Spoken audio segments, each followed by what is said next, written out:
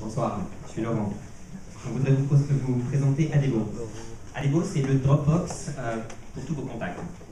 Et ça cherche à répondre aux besoins très réels, il nous semble, de consolider en un seul lieu tous les contacts qu'on a un peu tous éparpillés sur le web, dans différents clients, dans différents webmails, dans différents réseaux sociaux.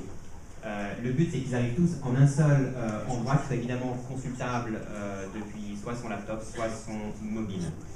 On voudrait apporter à ça une solution très simple, c'est-à-dire qui se concentre sur vraiment les fonctionnalités dont on a besoin et pas les autres. Les fonctionnalités, c'est la consolidation. C'est une gestion très simple qui, pour 95% d'entre nous, se résume à faire des groupes et à faire de la search qui marche bien vite. Et enfin, à partager les contacts qu'on souhaite avec les gens que l'on souhaite. Voilà donc la proposition de valeur. Alors comment nous différencions-nous de la concurrence qui existe? Voilà les deux concurrents Plaxo et Silentail qui sont deux concurrents qu'on trouve probablement être parmi les meilleurs. Alors on se distingue de deux façons. D'abord, on voudrait être plus exhaustif quant à la capacité à consolider.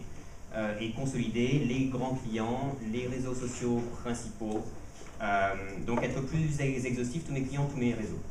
Et ensuite se concentrer sur la simplicité, ce dont j'ai besoin, et pas autre chose, avoir un produit que tout le monde peut utiliser, et pas seulement les gens qui sont habitués à des outils de CRM, à des outils complexes.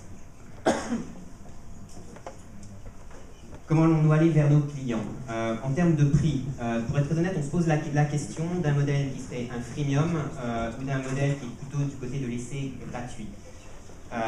Et en fonction des pays, on se dit que peut-être la réaction des gens et la propension à s'engager sur un essai gratuit est plus ou moins forte. Le modèle le plus conservateur est celui du freemium, et c'est celui qu'on a modélisé dans les options financières que vous allez voir. On se dit que de toute façon, on ferait payer l'appli, et que dans le modèle freemium, pour 3 € par mois, on offrirait aux gens de pouvoir consolider plus de sources. Dans le modèle gratuit, on leur en offrirait 3. Et ultimement, à moyen terme, on pense intégrer des capacités de click-to-call, qui seront éventuellement d'autres sources de revenus que nous n'avons pas encore monétisées.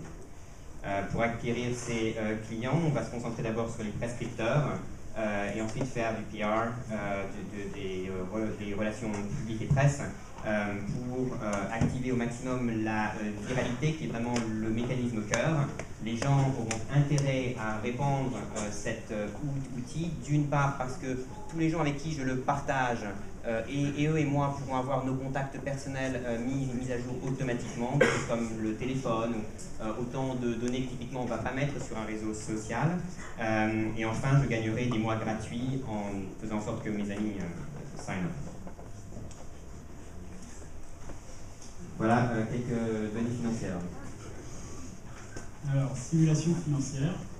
On pense qu'on peut en faire une activité rentable à partir de l'année 4 à peu près, pour atteindre une marge opérationnelle supérieure à 40% en année 5 pour un chiffre d'affaires de 2 millions à peu près.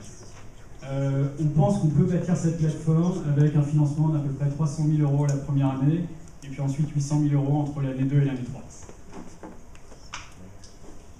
Voilà, et l'équipe, donc on essaie d'avoir une équipe relativement complémentaire avec 2 développeurs expérimentés, Thomas et Quentin. Thomas sur la partie mobile et front-end, Quentin sur la partie service web cloud, et qui a également une expérience de management, de direction technique. Côté business, Laurent et moi-même avec donc 10 ans d'expérience pour Laurent en conseil, et moi un peu plus de 12 ans dans l'internet. Donc on recherche en fait à très court terme un designer pour nous aider sur la partie graphique et user experience.